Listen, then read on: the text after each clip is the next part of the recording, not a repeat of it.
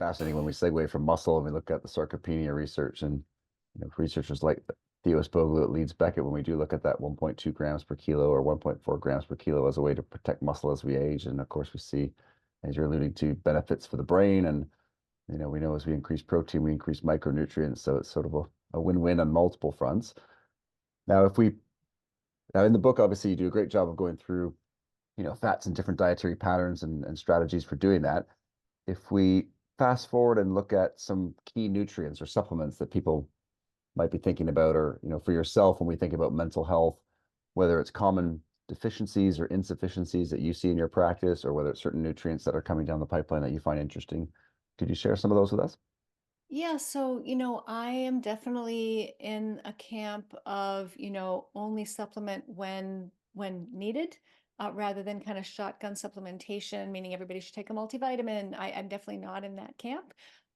So I'm a food first clinician, so I recommend that people try to get as many nutrients as they possibly can from whole foods as opposed to from supplements. But there are some people who will still need supplements, and those include people who choose, a dietary pattern that may not be providing all nutrients, such as people who prefer vegan diets. But it also includes people who are, who eat a very limited or very kind of picky diet, and there's a lot of foods that they don't like or have an aversion to. Some people on the autistic spectrum fall into that category.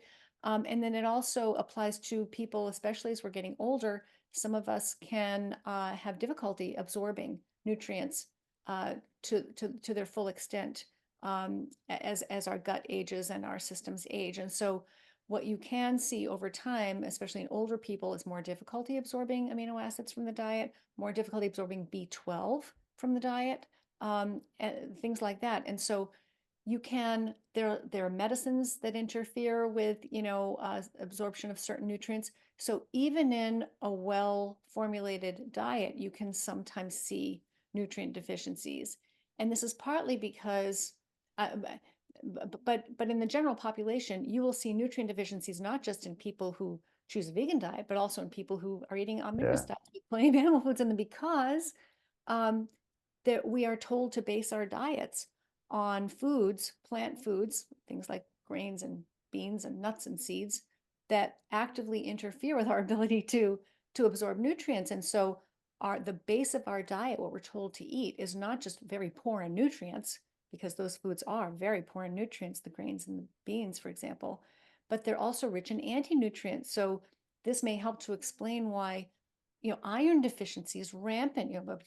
On average, 20% of women of reproductive age around the world, and in some places much higher than that, don't have enough iron in their bodies. And that's, if you don't have enough iron, you don't just have a blood problem, you have a brain problem, because the Hmm. brain needs iron to make neurotransmitters like dopamine, and to create energy in the mitochondria.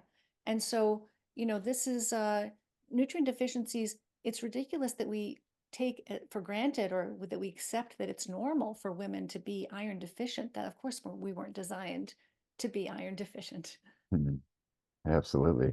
Um, Question that I get often asked from clients who are, busy at work, busy at home, kids at home, is around kids and mental health. So if we could take a quick tangent here and just talk about quickly in terms of, well, I know it's a discussion that takes quite a while, but just your thoughts generally around mental health in children, because we are seeing depression and anxiety and various things at much, much younger ages. So just wondering, your initial thoughts and areas of focus for Absolutely. parents. This is critical because this is the future of our mental health. This is our future generations, right? And so we want them to have, robust, optimal mental health, right? And so now I can really summarize this very, very succinctly, I think. So I'm not a child psychiatrist. I don't treat children, but parents ask me all the time, what should they feed their kids for better mental health? And I always recommend that they start a great starting place for kids is a paleo diet. So no grains, no beans. I even recommend no dairy, but that's more controversial and more complicated than we may have time for today. But at least the grains and legumes. paleo diets also contain no modern ultra processed foods. They contain no added sugar or vegetable oils. And the core of the paleo diet is meat, and then whole fruits, vegetables, nuts, seeds, eggs, whole foods you can find in nature that require minimal processing to be safely edible, which does not include the grains and legumes, because those are toxic if you eat them without processing them to a certain extent. So I recommend the paleo diet for kids, and as a good starting point. And it's just a simple whole foods diet. It's the diet that we evolved, that the brain grew up in, so to speak, grew up on. And so I think that's so different from what most kids are eating today. Most kids are eating so much sugar and really low nutrient foods. I mean, plant-based diets are becoming really popular in school systems, or at least around the United States. And this is really concerning, because while you're still growing, while the brain is still developing, it is particularly dependent on the nutrients that are hardest to find in plant foods and easiest to find in animal foods. That's great. It's certainly a strategy that helps to get to whole foods a lot quicker, isn't it? With the proteins and veggies and fruits.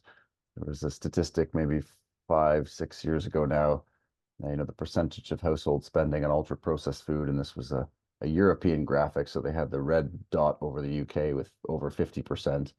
And of course, in Canada and the US, we're very similar. And around the Mediterranean, it was 13% and 14% and 16% and 18%. And so effectively 80% of all these different countries we're eating was, whole foods. And so certainly the paleo diet's a great way to get to that as well for parents and kids. Uh, Listen, I really appreciate you carving out some time. This has been a fascinating discussion, and the book's tremendous in terms of being able to provide more granularity and context to all these topic areas that we've touched on here. If we zoom back out to 30,000 feet, and if you were to give one piece of advice for someone when we talk about busy parent or executive who's the plate is full from sunrise to sunset, what would that one piece of advice be? Focus on whole foods. Make sure that the foods you're eating are largely single ingredient foods you can find in nature: a peach, a fish, an egg. Keep it as simple as you possibly can. Foods that your children could name and recognize and pronounce. And I mean, I think that's really the best advice, the best starting place for all of us.